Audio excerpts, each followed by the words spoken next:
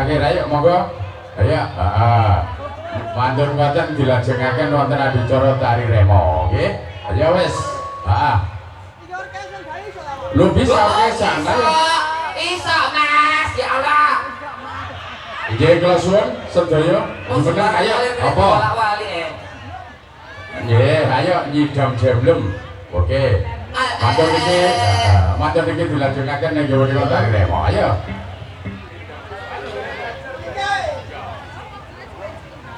bidadari surga lah. Cek, cek, kalian taruh lagi kalian taruh. Iya iya deh.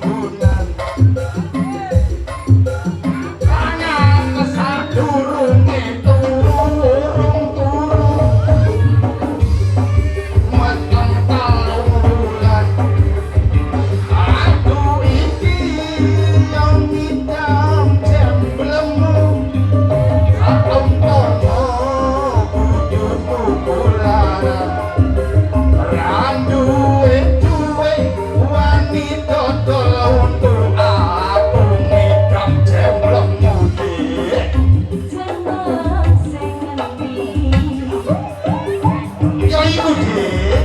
Sing kuwi ngendi? Halo mosok gak ngerti Dik. Pancen ra ngerti. Boyo aja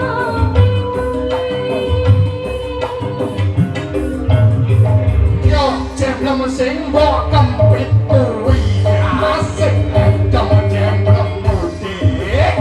jeneng sing ngendi? Jemblem sing kuwi Dik. Sing kuwi ngendi? Ayo mosok gak ngerti Dik. Ayo Pancen ra ngerti. Boyo aja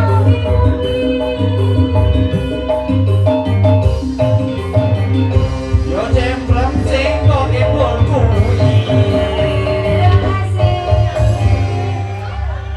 Oke, terima kasih matur sebanun. Yun ngapunten sedasipun kalau kepingin ngerancangi panjenengan selalu atas keranten betalipun ingkang terbatas. Nggih, kripik gedang godho telo titik dang nek padha krasa. Sanderipun kalau undur saking ngarepan panjenengan sedaya apa menawi wonten tutur ingkang lantur trapsilah ingkang kirang lumrah kula menungso biasa nyuwun agunipun pangapunten ingkang kathah. Lan salajengipun Jaya Wijayanti mugia adilaras saketa jaya selami-laminya. Akhir kalam wabillahi taufiq wal hidayah. Wassalamualaikum warahmatullahi wabarakatuh. Semoga kita mirsani adicara salajengipun inggih menika Tari Remo.